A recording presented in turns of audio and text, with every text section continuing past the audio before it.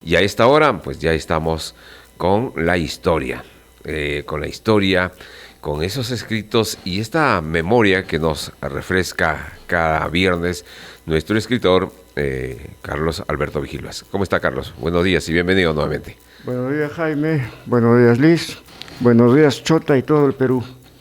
Contento de estar una vez más en tu programa, que es muy sintonizado, y sobre todo aportar datos que el común de la gente suele olvidar con facilidad. Con facilidad. Qué bien, porque a veces cuando le veo en la mano con algún material bibliográfico, digo, alguna novedad nos trae nuestro escritor. ¿Qué hay para hoy, Carlitos? Efectivamente, la conciencia colectiva es una frase que suelo repetir. Es tan frágil que tiende a olvidar los hechos, sean importantes o no, con suma facilidad. Y esto nos provoca aceptar la crítica de autores extranjeros que hablan sobre esa particularidad de peruano, olvidar lo propio y admirar lo ajeno. Por eso será que en la guerra con Chile, los escritores, historiadores sureños han escrito a su manera y nos restan méritos importantes.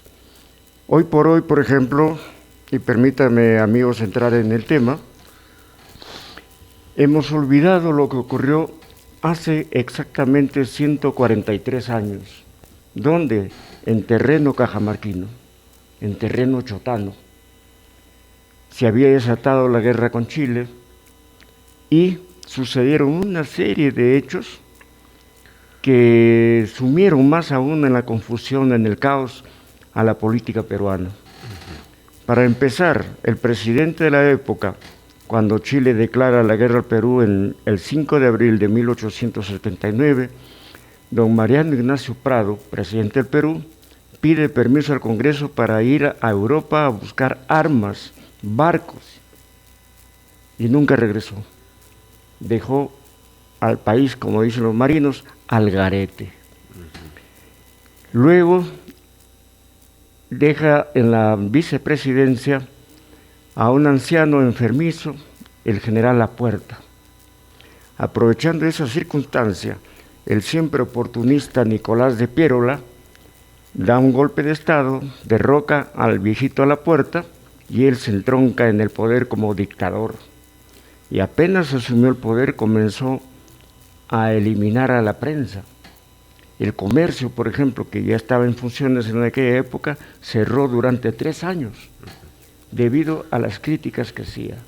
Improvisación, desgobierno, mientras que Chile avanzaba y seguía avanzando sobre Lima.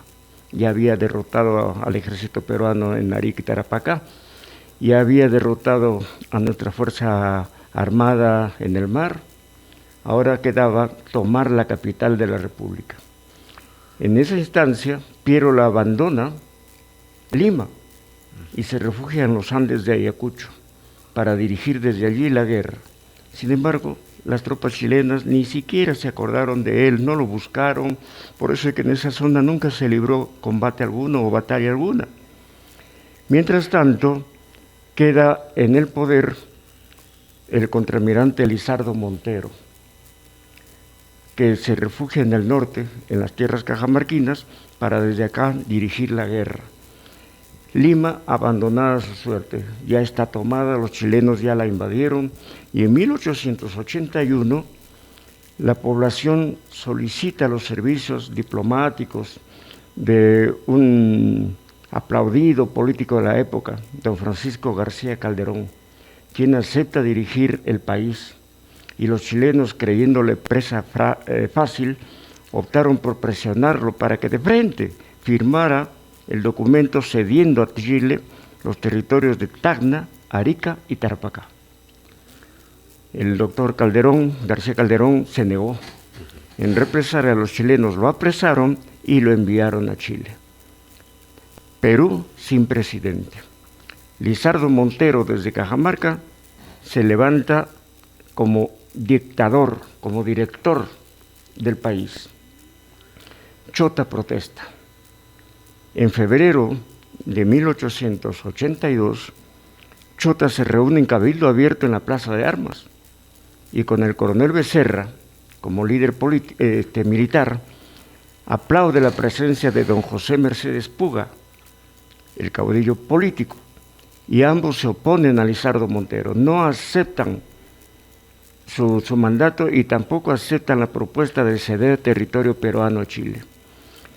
Esta acta está en el archivo histórico, que se conserva en el Complejo Cultural La Cunta, documentos que tuve la suerte de hallar, ya todo Chota lo sabe, organicé y allí está en espera de lectores, pero más que lectores, de investigadores. Que revaloren los hechos históricos.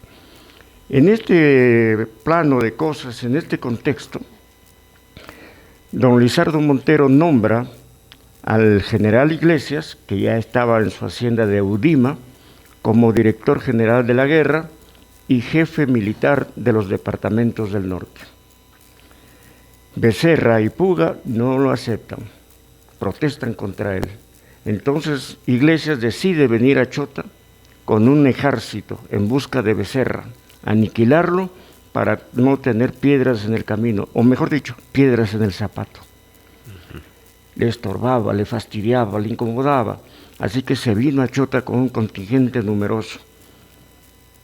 Becerra apenas tenía a su alrededor 80 campesinos, 80 montoneros, como lo decían en aquella época, el montonero Becerra. No esperó a Iglesias, se retiró a Boambos. Y en ese contexto, mira tú, Jaime, Patricio Lynch, el chileno, invade las costas peruanas hasta Paita, destruyendo todo lo que encontraba. Destruyó e incendió haciendas, industrias azucareras, impuso cupos, es decir, practicó lo que ellos llamaban la táctica de tierra arrasada, es decir, destruir todo, dejar al Perú en bancarrota. Así las cosas, envía a Carvalho Orrego, el coronel, para que informe sobre lo que está sucediendo en la Sierra Norteña. Y mira la expresión que utiliza Carvalho Orrego cuando dice: indios peruanos montoneros pretenden hacer frente al ejército glorioso de Chile. O sea, nos menospreciaban. Y en el fondo tenía razón, porque ya no teníamos ejército propiamente dicho, es decir, gente preparada para la guerra. Eran campesinos, estudiantes, y a estas alturas, hablo de 1882, ya no teníamos juventud que tomara armas. Lo mejor, la creminata de nuestra juventud, tanto de Chota como del resto del Perú, se habían sacrificado en la defensa de Lima, el año 1880 al 81. De tal manera que quienes asistieron en apoyo de Cajamarca fueron ancianos en su mayoría. El coronel José Manuel Sánchez, chotano, fue a la cabeza con 70 hombres en apoyo de Cajamarca, porque habían desembarcado tropas por la ruta de Pacasmayo rumbo a San Pablo y de San Pablo a Cajamarca, con la finalidad de incendiarla. Y permíteme hacer un paréntesis, Carlitos, en el sentido, lo que dices, pues no eran hombres preparados con armas, menos pues la indumentaria, es decir, el calzado, la vestimenta. Y en las historias de Cáceres, ahí hablan, ¿no? En cada lugar que iban, las pieles de los animales que sacrificaban como alimento, pues esa misma piel o ese mismo cuero utilizaban para el yanque o la sandalla que llamamos, ¿no? Las hojotas. ¿Cómo enfrentaban, ¿no? ese valor, esa entrega que han tenido? Imagínate, ¿no? Efectivamente. De tal manera, pues, que Carvalho Orrego tuvo razón cuando dijo: montoneros indios pretenden hacer frente al ejército chileno. Es así que atacan la ruta de San Pablo y se establecen antes en San Miguel de Payacas. En Chota estaba Iglesias con todo su Estado Mayor, y aquí en Chota, valga la repetición, se plasmó el plan de defensa, que luego se convirtió en plan de ataque. Los chotanos o los cajamarquinos en general no esperaron al enemigo, fueron en busca de él. De tal manera que, ya que Becerra estaba en Huambos, Iglesias exhortó a los pocos voluntarios chotanos a que le siguieran y se llevó consigo 70 hombres al mando del coronel José Antonio Sánchez. Pasando por Bambamarca, reclutó también un contingente de 60 hombres al mando del sargento mayor de la Guardia Nacional, don Domingo Mejía. Llegaron a San Miguel y Llapa, y de ahí también recogieron en cada lugar una treintena de hombres, de tal manera que se fue engrosando el llamado ejército peruano, que aparte de estar compuesto por vejetes, valga la expresión, estaba también compuesto por gentes desarmada, y los pocos rifles con que se contaban no tenían munición, otros no funcionaban, y para colmo eran de diferente sistema, de tal manera que no había forma de organizar una milicia debidamente. Y en esas condiciones fuimos en busca de los chilenos. Los encontramos en San Pablo. En San Pablo, ¿no? Donde se dio... Salieron las tropas el 6 de mayo, de junio. De junio. Salieron el 6 estoy un poco mareado creo, el 6 de julio, estamos hablando ya del mes de la patria, el mes de julio, 6 de julio salieron de Chota, recogieron gente en Bambamarca, como ya lo dije, y llegaron a San Miguel el día 9 de julio. Y mira tú, en aquella época no existía el telégrafo y los sistemas que gracias a Dios hoy tenemos a la mano.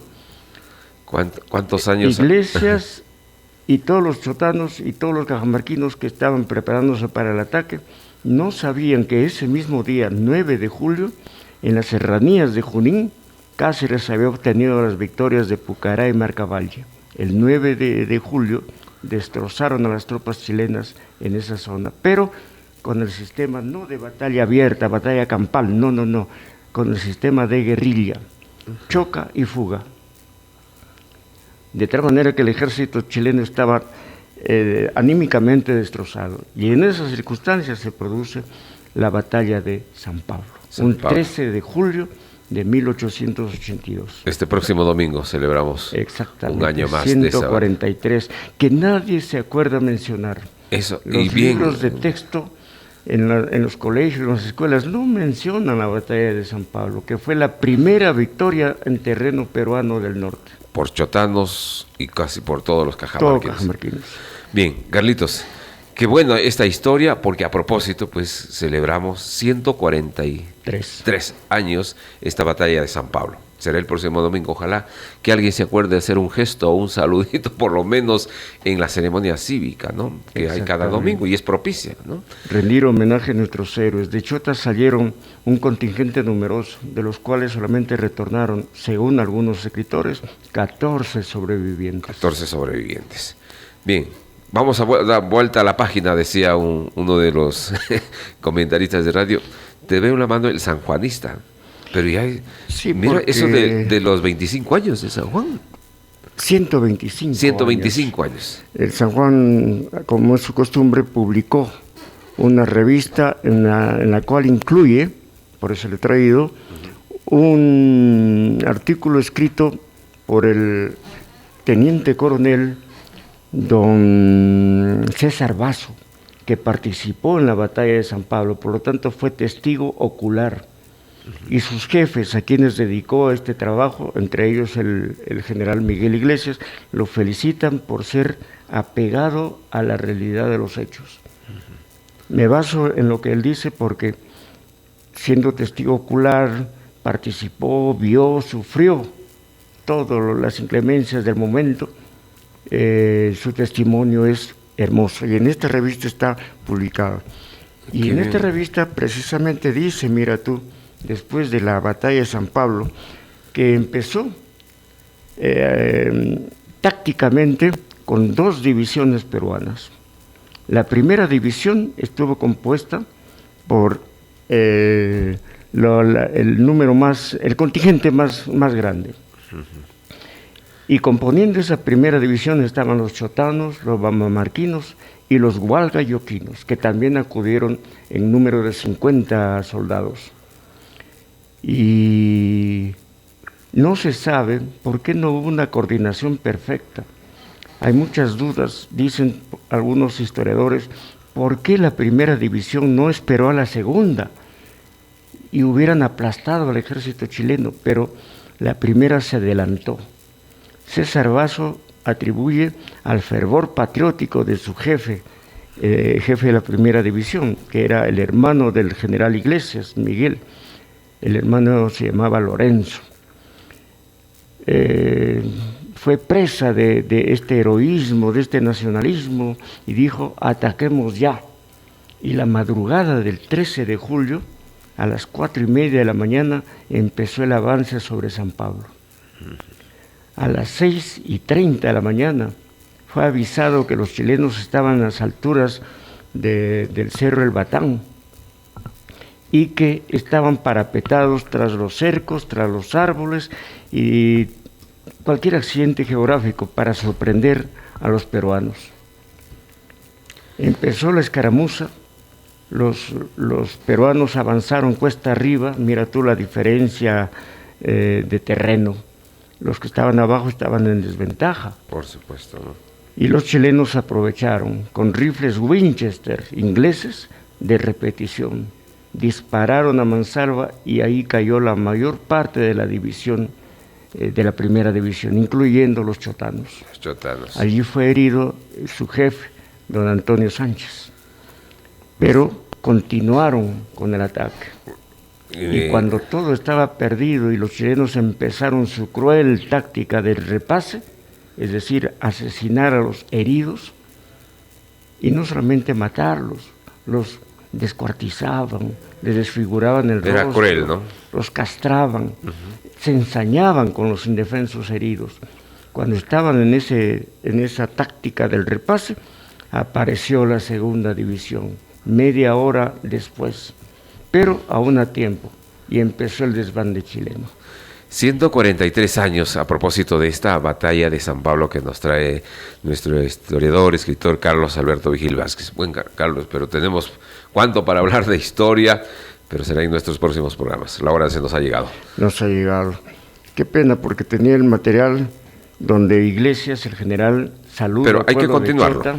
Hay que continuarlo para el próximo programa porque Por está. supuesto, Ya. saluda al pueblo de Chota felicitándolo por su participación, lo cual demuestra entonces que no solamente era un dicho por nuestros ancianos, nuestros mayores, de manera oral, sino que hay documento donde la Iglesia reconoce el aporte de Chota a la gran victoria del 13 de julio de 1882, la batalla de San Pablo. La batalla de San Pablo. Qué bien que haya antecedentes que evidencian ese valor, ese sacrificio por defender la patria. Bien, Carlitos, será hasta nuestro próximo programa. Un placer. Muchas gracias. Buenos días.